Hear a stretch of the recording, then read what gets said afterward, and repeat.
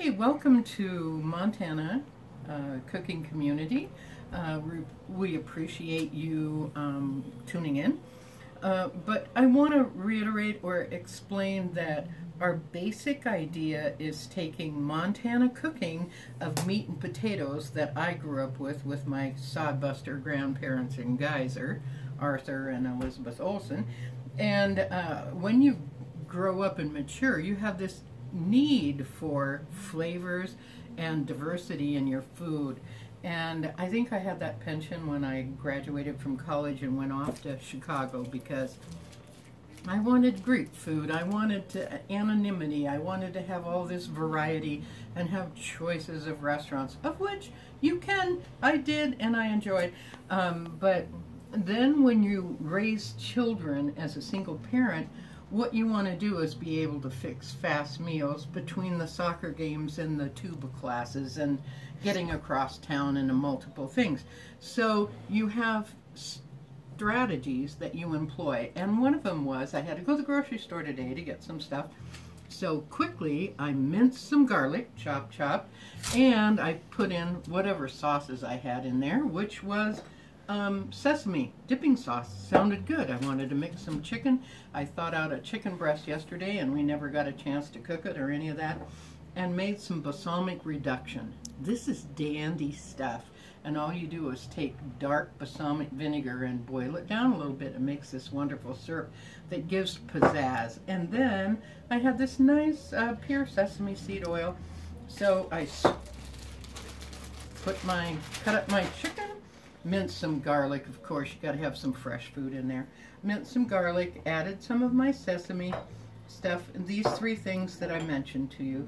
Oh, and my mother, farm girl that she was out of Geyser, would put grated onion and everything. And somehow when you grate onion instead of chop it, it puts the juice in there. So that's what got put in there. And I'm always cautious about mixing raw meat, especially chicken, with vegetables. But I got the oven on, it's hot, 400 degrees.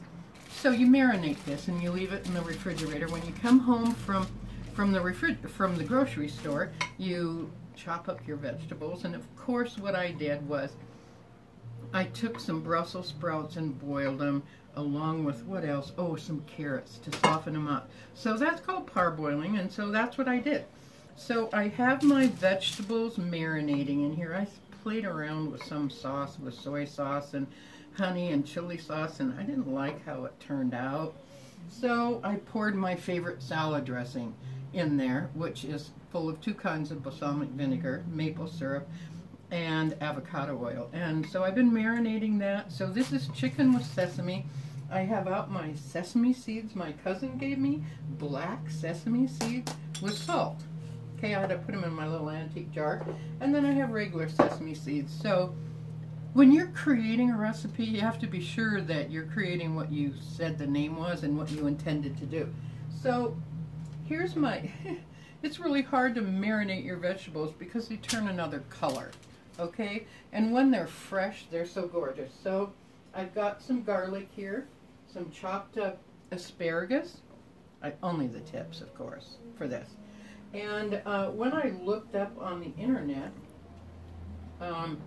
sesame chicken with veggies, they were real limited in what they what they had. But anyhow, I thought it was interesting. Don't you think those colors are so pretty?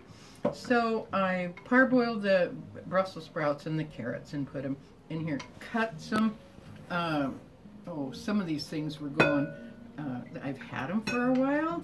And so what you end up doing is we're going to have a drop-down button thing that says, you know, a variety of things. And one of them would be sheet pan dishes, but 20-minute dishes. But this takes 20 minutes to go in. So I'm going to mix these because, and I cut this chicken up, mainly because any issue that happens with chicken mixing with your food when it bakes, all the issues are taken care of with the heat. So I don't know, it looks so beautiful, doesn't it? All those veggies in there. But when I was standing in line in the grocery store, I turned to this guy and his friend that he was with and said to him, "Oh, you can tell what's going on and what people are eating in their house by what they put on this belt, you know?" And he goes, "Yeah, you got some exotic vegetables there." And I thought, exotic in Montana? Well, I'm after veg. And we laughed, and he gave me the name of his mother, who is Spanish and can make paella. And I'm excited because on my trip to Spokane to Trader Joe's, guess what I got? Lots of saffron. And on my way back at Natural Good Food Store in Missoula and Natural Foods in Helena, when I go around the town, around the state and other places, I gather up deliciousness. Now, isn't that beautiful? Oh, so we have sesame marinated, and we've got to add some sesame to the top because the flavor of sesame. So there isn't really sesame added to my salad dressing that I make in here, and all that is a quarter, I think I mentioned that to you, a quarter of avocado oil, light and dark balsamic, and then maple syrup. So we got a combination of flavors. I had orange peppers, mainly because I'm looking at color. It makes your food more interesting, and the flavor, when you can marinate, you get, you imbue the stewing of things in flavor. But doesn't that look gorgeous? Now it's going in the oven for 400 degrees for about 20 minutes. And then I found some wonderful stuff to put it over. And we'll talk about that in part 2. Okay? Thank you.